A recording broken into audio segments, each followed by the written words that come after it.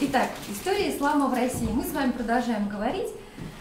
Став третьей, самой молодой уже из молодых религий, после христианства, после буддизма, ислам сразу заявляет о себе как мощная политическая, военная сила, и ислам оказывает огромное преобразовательное влияние на формирование арабского халифата. Так же, как и православие, ислам на территории, вообще на территории российского государства насчитывает не одно тысячелетие, включая торговые, военные противостояния с православием.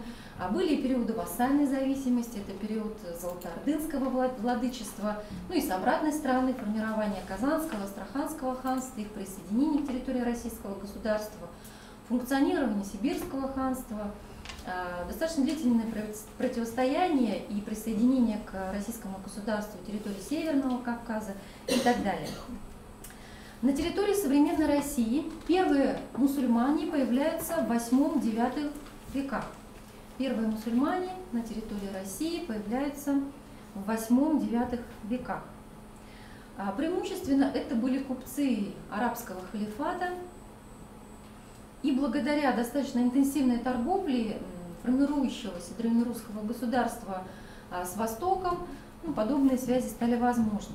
В этот период времени, по археологическим, скажем так, раскопкам, исследованиям, было найдено очень много меновых арабских монет, то есть торговля велась активно.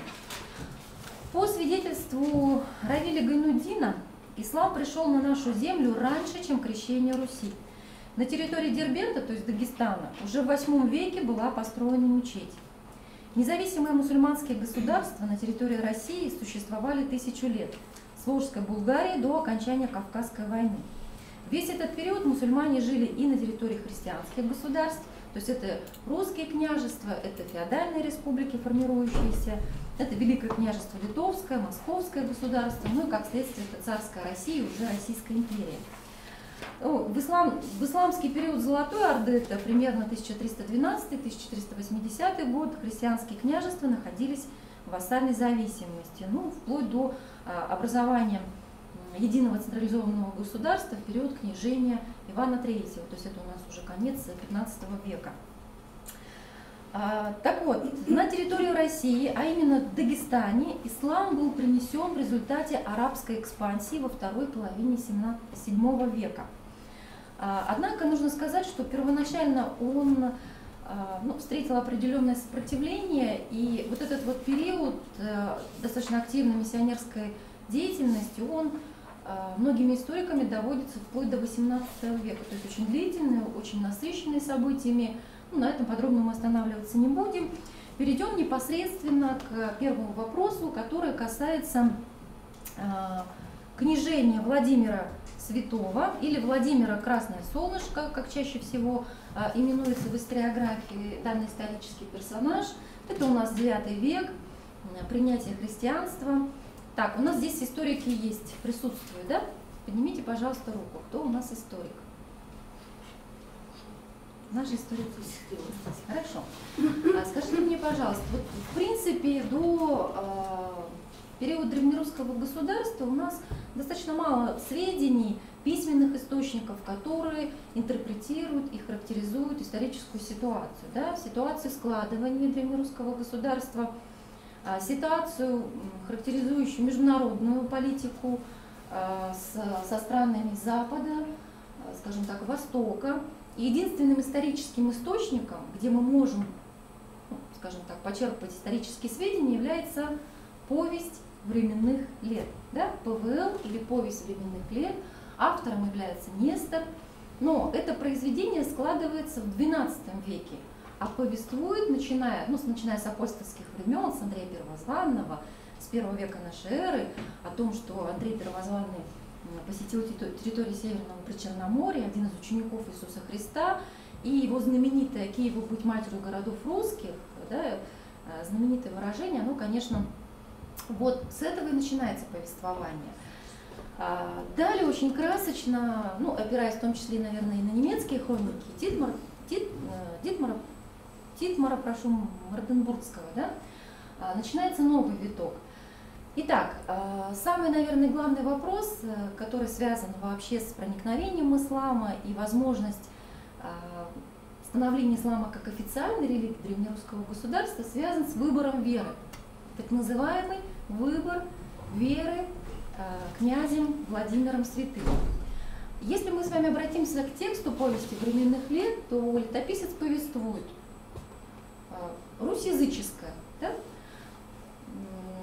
Вернее, Владимир, он попытался унифицировать, он проводит языческую реформу, пытается создать пантеон богов, но эта реформа, она фактически приводит к неудаче. Владимир понимает, что нужна единая религия, объединяющая, которая объединит разрозненные славянские племенные союзы. И он посылает своих гонцов, и прибывают представители разных конфессий. Вот первыми прибыли латиняне. Да? То есть это западное христианство, это католики. И почему Владимир все-таки не согласился принять христианство в западном, скажем так, формате? Это было связано с тем, что, с одной стороны, это пышность служб, все очень красиво, но с другой стороны, скажем так, претензия определенной религиозной власти, прежде всего папства, на власть светскую, вот здесь, конечно, вызвало определенные вопросы. Все-таки светская власть, князь, его слово должно быть последним. Да? Далее прибывает у нас иудеи. Что же ответил Владимир Святой, бывшему уже разгромленному хазарскому каганату, да, Святославу? Почему иудаизм не приняли, как вы думаете?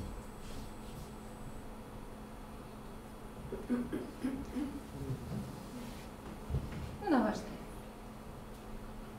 Почему иудаизм не стал официальной религией сформировавшегося уже древнерусского государства?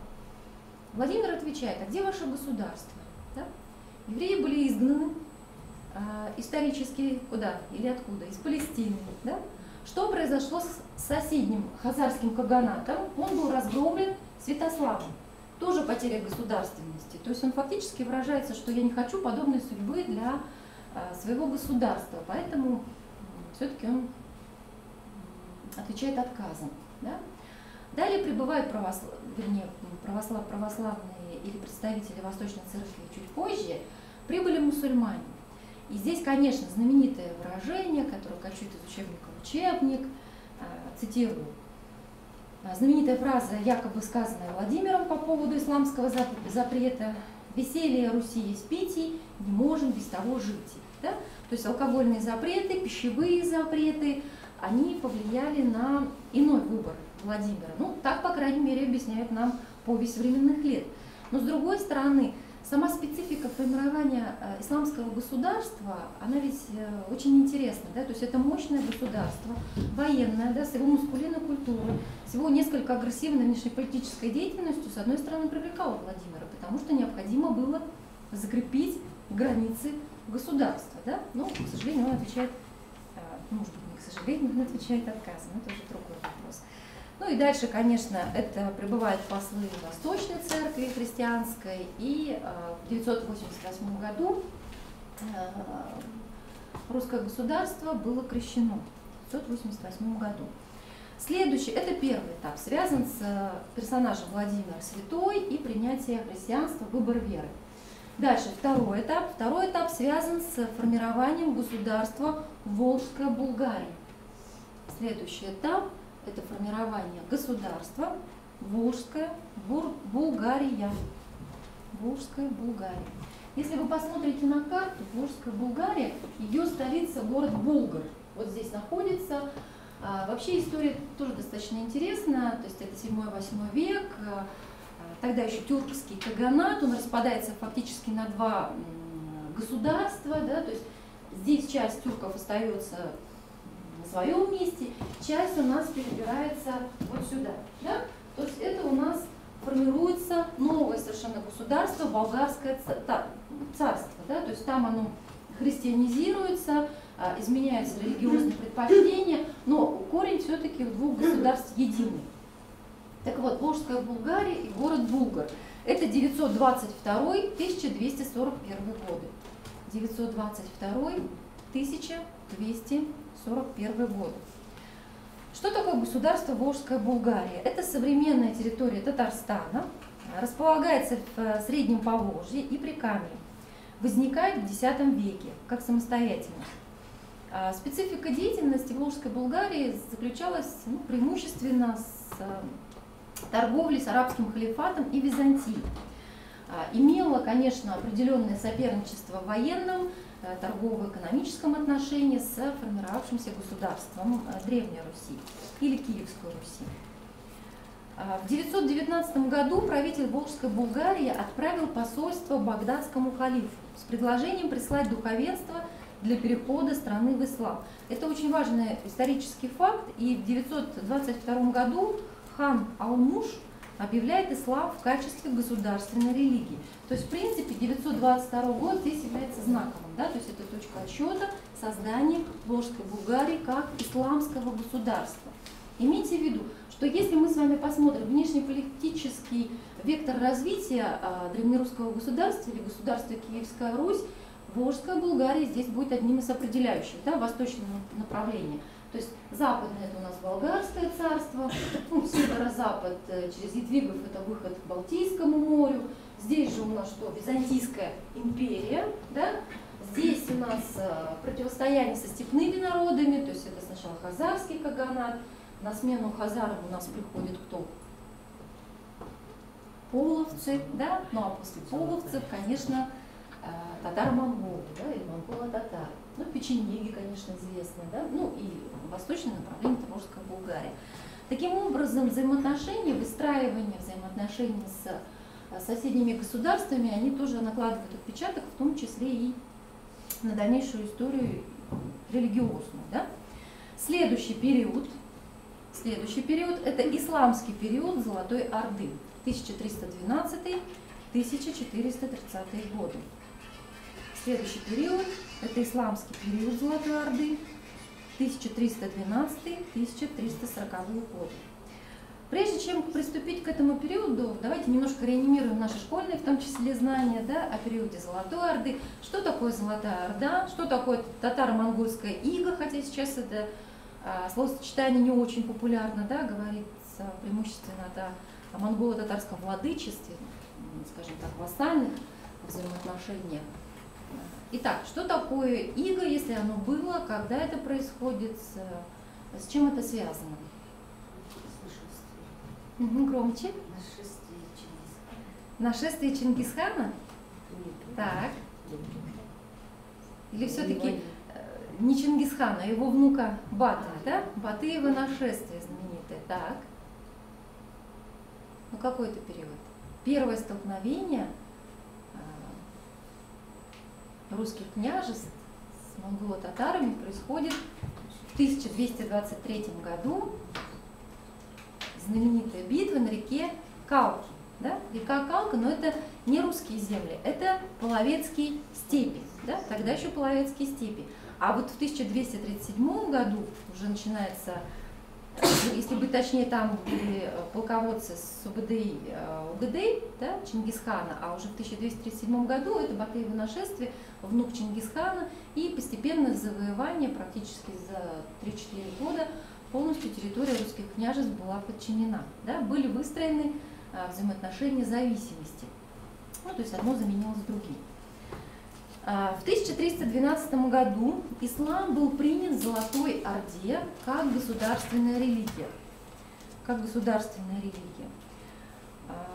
В частности, кроме того, с 1240-х годов вассалами Орды были православные княжества Северо-Западной Руси, а до XIV века Южной Руси.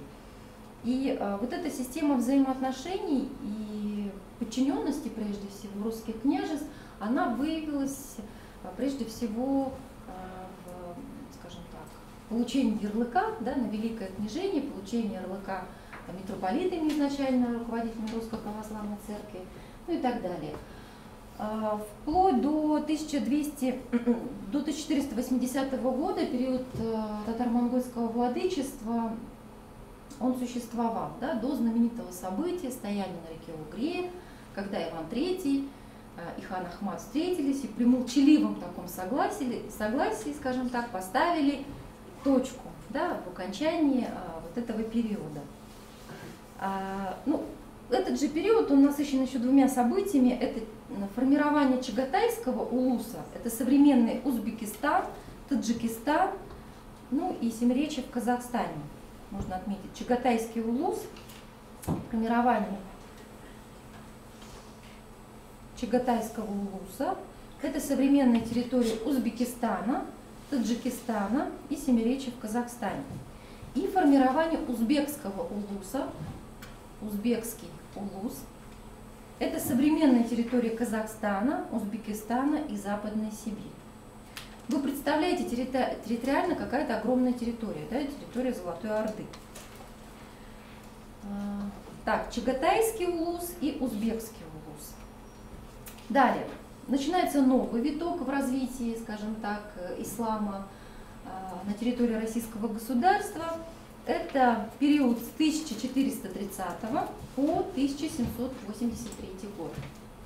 1430-1783 год.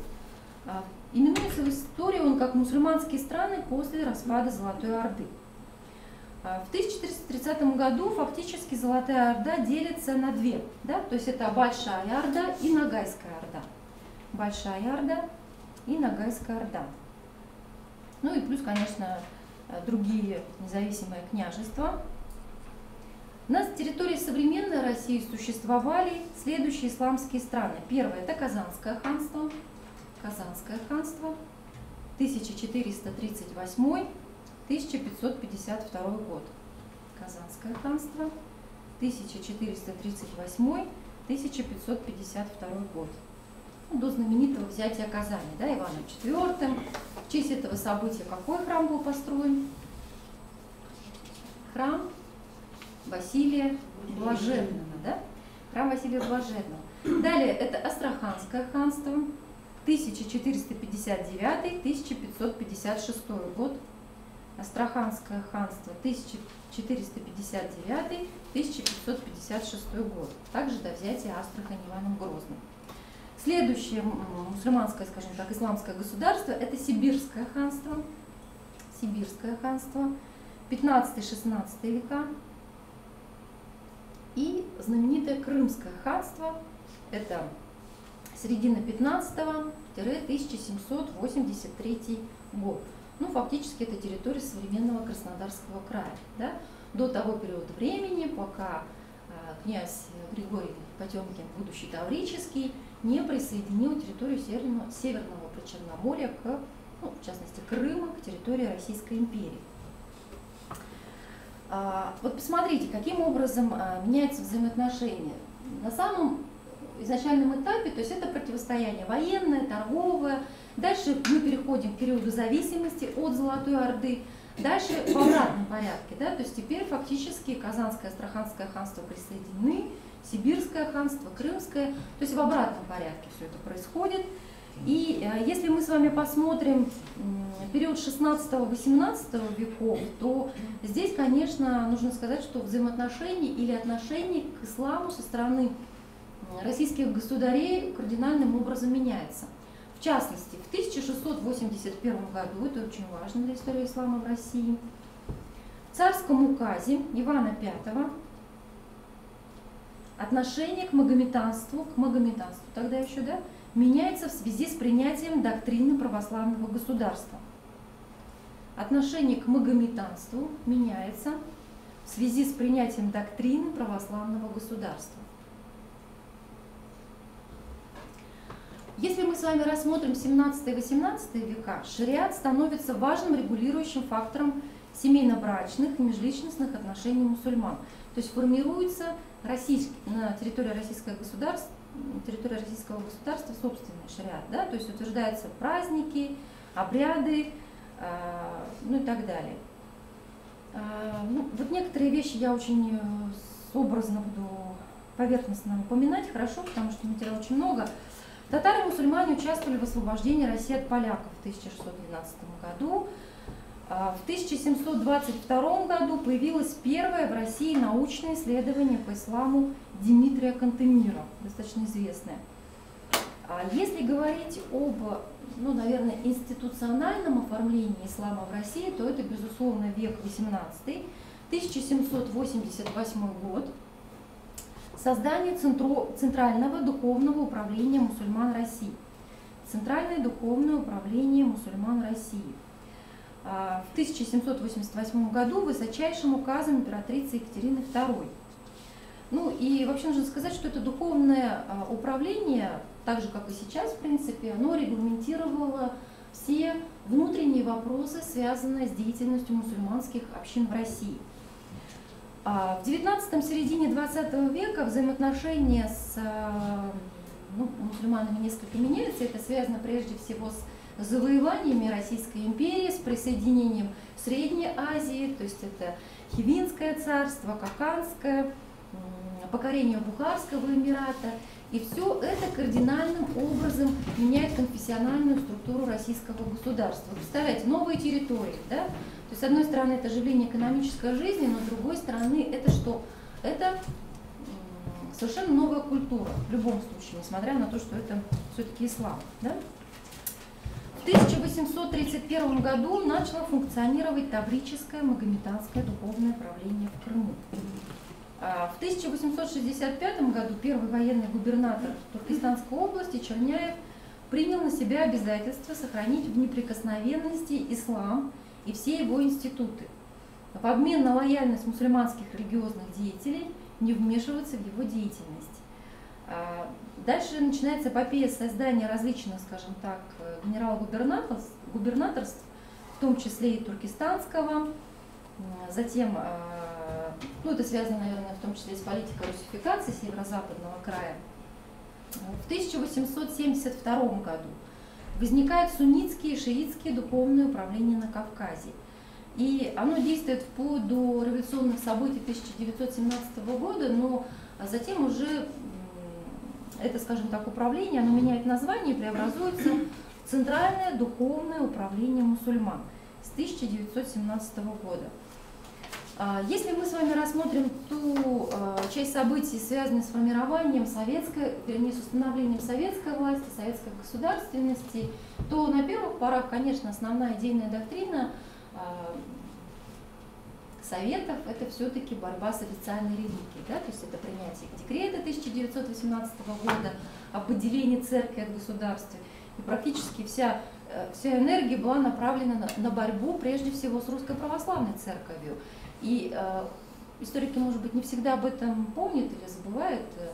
На первых порах все-таки Советы не обращаются, да, даже к тем же самым новым религиозным движениям и так далее. Ну а чуть дальше уже начинается период закручивания гаек, период формирования идеологии, свободной от религии, да, тут религия как опиум для народа, ну и все, конечно, попадают под жернова советской системы.